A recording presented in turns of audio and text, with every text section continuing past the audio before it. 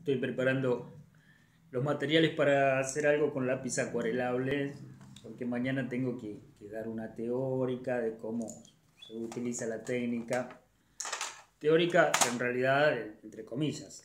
Acá tengo los lápices, los pinceles, porque un contenido teórico en realidad lo mejor es que se muestre empíricamente, con hechos prácticos. Es decir, pintando, dibujando. Porque estas actividades, ¿sí?, de determinadas materias o disciplinas tienen que ser así, talleres. Sobre todo pensar que son diseñadores gráficos, no son artistas. O sea, no tienen mucho training respecto de otros contenidos que tengan que ver con lo estético. Sí, con lo más funcional, el estudio de la tipografía, lo comunicacional, las estrategias semióticas, en fin, todo ese tipo de cosas. Pero necesitan como herramienta la imagen y poder resolver y poder por lo menos saber de qué se trata. Y sobre todo entender la realidad misma. La realidad no está en la foto, las dos dimensiones. Hay un tema que es esto de la creatividad y lo real, que creo que es el más recurrente, que es el que más tengo que hablar todas las veces, lo cual no en sí mismo no es preocupante. Lo que pasa es que voy buscando otras maneras de decirlo, a ver si se entiende de una vez por todas el proceso creativo. No es lo mismo la foto de un morrón que pintar este morrón. Mirá este rojo lo que es. Y este otro rojo. ¿Los ves iguales? Estos verdes. Estos van a ser los modelos de mañana. Complementarios. Una paleta más análoga. Donde mirá el amarillo que aparece aquí. Que es más amarillo porque está al lado de este verde. Mirá los complementarios. En fin. Y acá es donde se va a complicar un poquito el tema de valores. Y después todo junto agregar el tema de la forma, el espacio y la profundidad. Pero se necesita poder tocar esto y entender la forma desde otros sentidos. Al final nos vamos a terminar comiendo las manzanas, ¿no? Pero de eso se trata, de transmitir sensaciones. Y a eso sumar el entender el proceso creativo de una buena vez. En el sentido de esos 3 pasos, que no los voy a describir en latín como era en el original. Este proceso que hacían los alquimistas, que ya te lo he contado, pero a ver, vamos a verlo desde otro lado. Primera etapa es lo que tengo, lo que está, lo que existe, lo que los profesores me dictan y lo que voy y miro que hicieron otros. Tengo esa realidad, ese status quo y mis saberes previos. Pero para ir a la segunda etapa, que yo digo es ese camino que emprende el héroe para matar al monstruo, y hay que pasar el umbral primero. ¿Cuál es el umbral primero? Dejar todo atrás, desnudarse, animarse, ir al frente. Desnudarse es lo simbólico de despojarse de todo lo viejo, de todos los vicios, incluso algunos que uno cree que son buenas cosas, pero de cara a un nuevo escenario por ahí eso no te sirve. Los métodos no son ni buenos ni malos en sí mismos, sino es la aplicación del método los que los va a hacer brillantes o nefastos. Sun Tzu. Entonces, despojarse de eso, ir ligero de equipaje. Y pasando ese umbral, ¿qué hay? Segunda etapa. Está el monstruo, hay un dragón que vos tenés que vencer. Ese dragón te impide realmente expresarte, comunicarte, crear. Y ese dragón en realidad son tus propios miedos. Es tu propio fantasma que está ahí y que no lo podés superar. ¿Por qué? Porque siempre lo que haces es buscar tips en TikTok o en otras redes sociales de internet, a ver qué hicieron otros, cómo se resuelve tal cosa, cómo pinto esto, cómo dibujo esto, cómo aplico la sección áurea para un loguito. Y así, todos tips, todos truquitos puntuales, procedimentales, que no tienen que ver con el concepto. No tienen que ver con ese abismo que es empezar desde la nada. desde cero, porque en esa primera etapa ya lo destruiste todo. Es como el ángel de la historia de Walter Benjamin, que mira hacia atrás y solo ve muertos, ¿no? Que esos muertos son los que hicieron posible su felicidad, la historia de los hombres, del hombre nuevo. Entonces, la manera de honrar a esos muertos es crear cosas nuevas, ¿sí? Porque eso nuevo es producto de aquello. Y claro, esa etapa, esta segunda etapa que hablo de esta creatividad, de estas ideas que tienen que fluir, no hay que reprimirse. Después habrá tiempo para bajar a terreno. Entonces hay que delirarse, hay que explorar los caminos del sinsentido, ¿sí? Entonces ahí es donde muchos se manejan y creen que son Gardel, ¿no? Porque se les ocurren ideas maravillosas y vuelan. Y eso tiene un peligro, de quedarse ahí, de quedarse a vivir ahí. Es como llegar a haber matado al monstruo, quedarse en el centro del laberinto a vivir. No podés quedarte en el centro del laberinto, porque eso es la morada de los dioses, de los monstruos y de los locos.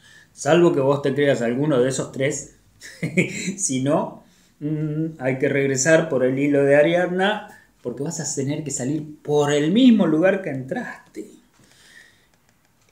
¿Qué significa esta tercera etapa, el regreso? Después de todo ese delirio, es lo que realmente le da sentido a tu creatividad, porque hasta ahora es nada, son palabras, son ideas, voy a hacer esto, voy a hacer tal cosa, vivo en un mundo surrealista. No. El ser creativo es el ser artesano, es el que pone en acto, ¿sí? Así como el sembrador que sembró esto, y ojalá haya sido sin transgénicos, pusieron en acto su saber, su conocimiento, y en algún momento habrán tenido que ser creativos también para zafar de las inclemencias del tiempo y de otras vicisitudes que aparecen, y ahí está la creatividad en todos los aspectos, para poder lograr algo concreto, ¿sí? El hecho creativo implica obtener algo con utilidad humana.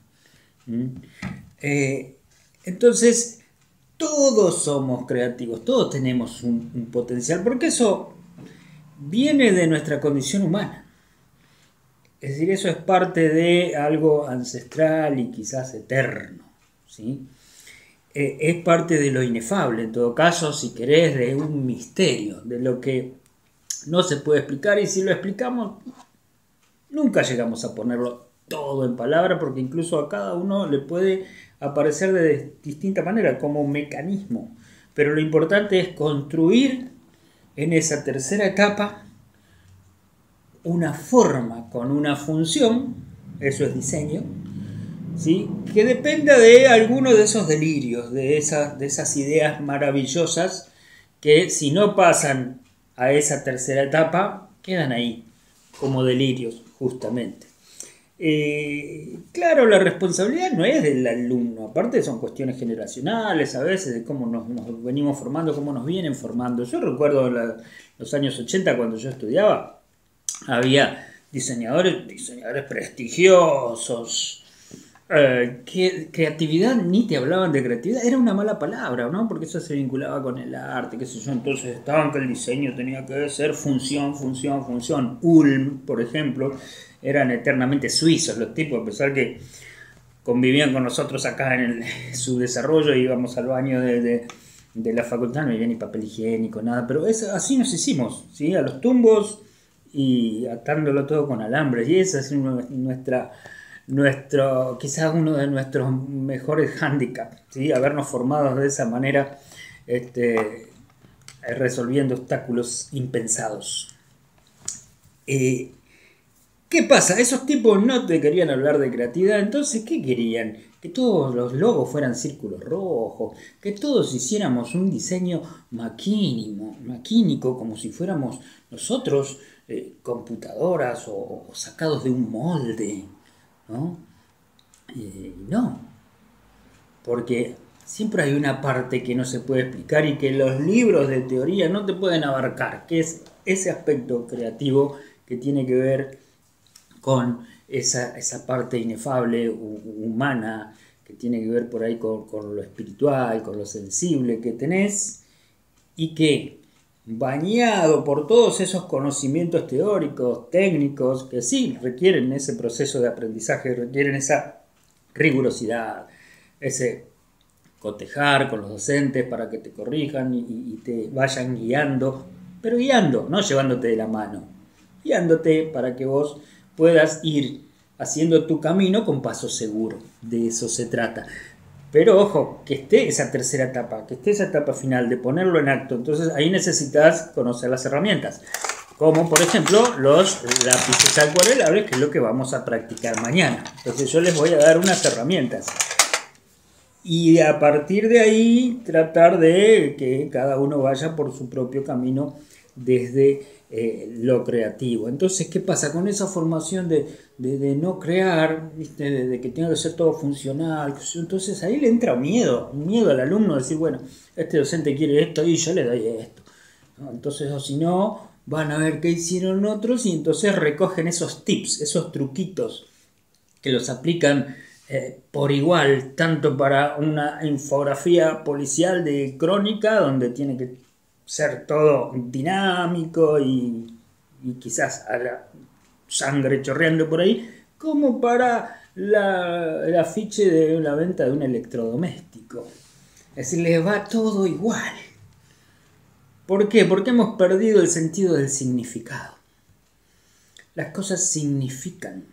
Y en la medida en que podemos manejar simultáneamente significantes, significados, estamos a un paso de la otra parte, que es la simbolización, que es lo que nos va a hacer trascender a través de esas piezas creativas. Ahí ya estamos hablando de otro nivel de creatividad, estamos hablando de alto vuelo, pero esto no quiere decir que sea imposible para algunos, no, porque eso de que, mirá, este nene qué creativo que es y los otros no, entonces el creativo va a estudiar humanidades o algo de arte o música y el otro no, va a ir a estudiar contabilidad o qué sé yo, matemática.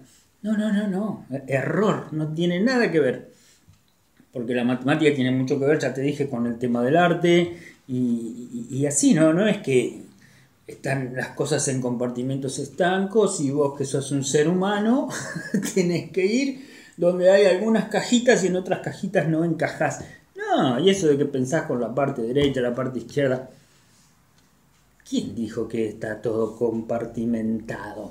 No, pensás y sentís con todo tu ser. Y le pones la sangre y toda la voluntad y el esfuerzo, todo. Total, sos vos el que estás ahí, no una parte sí y otra parte no. Mentira, no.